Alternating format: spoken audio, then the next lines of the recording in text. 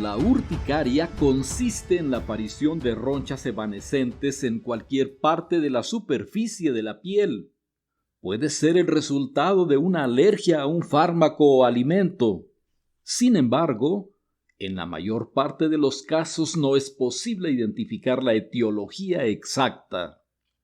Las ronchas pueden ser pruriginosas y molestas, pero en general son inofensivas y desaparecen espontáneamente o con tratamiento médico. En raras ocasiones se puede producir una inflamación peligrosa de las vías respiratorias, lo que constituye una urgencia médica. La urticaria se puede presentar en hombres y mujeres de cualquier edad, pero es más común en adolescentes y adultos jóvenes.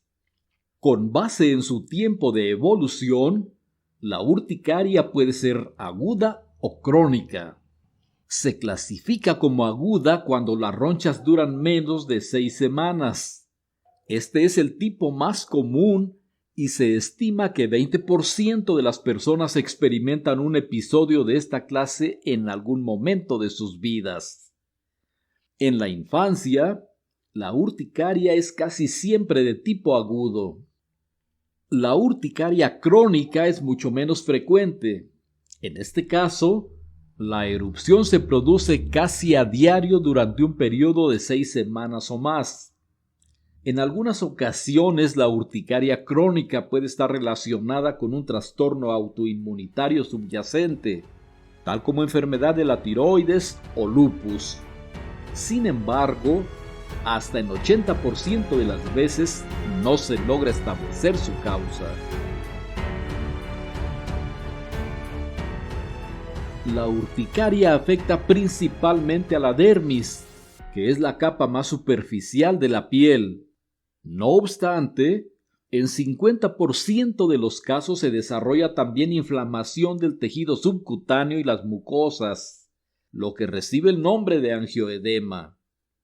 En el angioedema la hinchazón se presenta usualmente en párpados, labios, genitales o dorso de manos y pies. De manera mucho menos frecuente puede inflamarse la lengua y la laringe. Las situaciones más graves de angioedema laríngeo evolucionan a disnea, disfagia y dificultad respiratoria, en cuyo caso se requiere atención inmediata en un servicio de urgencias. El angioedema que no afecta la respiración puede ser incómodo, pero es inofensivo, poco pruriginoso, se acompaña de sensación de tirantez y desaparece en pocos días. Aproximadamente 50% de las personas afectadas experimentan tanto urticaria como angioedema, 40% solo urticaria y 10% solo angioedema. Los agentes desencadenantes comunes de urticaria y angioedema son 1. Medicamentos, principalmente sulfas, penicilinas y antiinflamatorios no esteroideos. 2. Alimentos, tales como mariscos, nueces, cacahuates, huevo y trigo, entre otros. 3. Infecciones, virales, bacterianas, parasitarias, etc. Y 4. Factores físicos, por ejemplo, rasguños de animales, materiales irritantes como el látex, plantas, productos químicos, picaduras de insectos, exposición al frío y luz solar, principalmente. Sin embargo, en muchas ocasiones no es posible encontrar el origen, en cuyo caso el padecimiento se califica como idiopático. Desde el punto de vista fisiopatológico, la reacción de la piel en la urticaria y el angioedema se debe a la liberación de histamina en respuesta a la acción del agente desencadenante. Los mastocitos del tejido conectivo y los basófilos de la sangre periférica sintetizan histamina y la almacenan en gránulos citoplásmicos. La activación de estas células provoca su desgranulación, con la subsiguiente liberación de histamina hacia el torrente sanguíneo.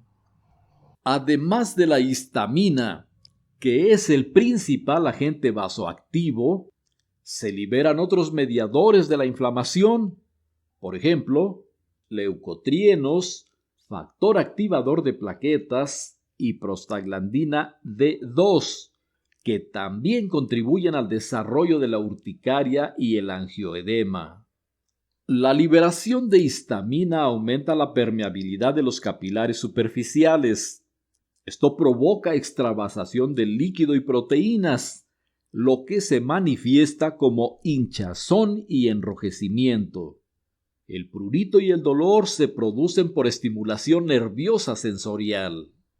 Las regiones diana de la histamina son las células endoteliales de los vasos sanguíneos, en donde provocan vasodilatación, aumento de permeabilidad y edema, y las células del músculo liso de bronquios e intestino, en donde producen broncoconstricción y aumento de los movimientos peristálticos respectivamente.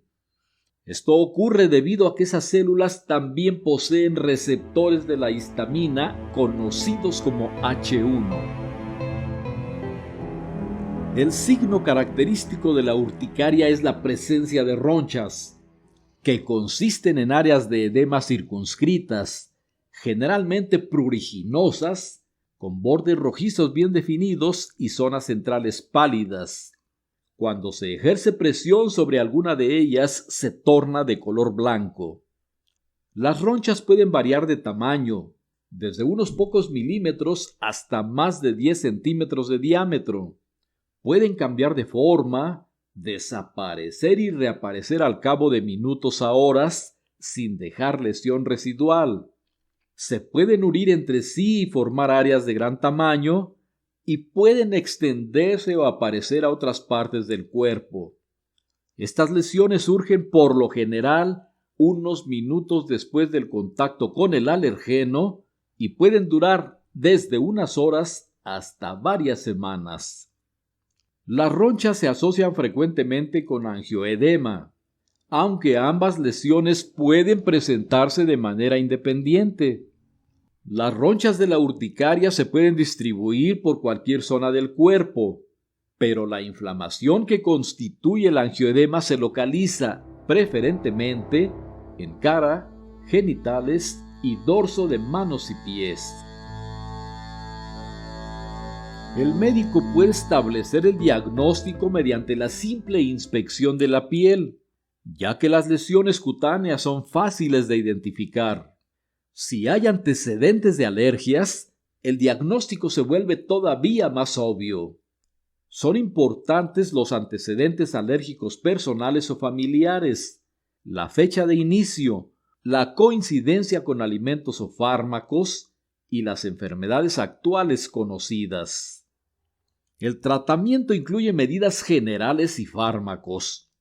Las medidas generales consisten en 1. Evitar el alergeno si se conoce. 2. No bañarse con agua caliente. 3. No usar ropa ajustada que cause irritación. Y 4. Suspender temporalmente la ingestión de productos liberadores de histamina, tales como alimentos con conservadores, por ejemplo, enlatados y embutidos, mariscos, nueces, etc. En cuanto a los fármacos, los antihistamínicos H1 de administración oral son los de elección. Se iniciará con un antihistamínico H1 no sedante, es decir, de segunda generación, como loratadina o cetiricina, durante 10 días. En casos leves o moderados suele ser suficiente la monoterapia, pero si la respuesta no es adecuada, se puede agregar un antihistamínico H1 de primera generación. El principal efecto secundario de estos es que producen somnolencia, por lo que se debe advertir al paciente que no conduzca ni maneje maquinaria peligrosa. Se puede elegir, por ejemplo, entre clorfenamina y difenhidramina de administración oral. Una mala respuesta a los antihistamínicos puede obligar a la administración adicional de corticoides por vía oral. Puede ser suficiente una dosis matutina de 5 miligramos de prednisona o equivalentes diariamente o en días alternos durante un tiempo limitado. En caso de un angioedema que comprometa la integridad del individuo o se trate de una manifestación más de un cuadro de anafilaxia, se deberá enviar al paciente al servicio de urgencias de inmediato.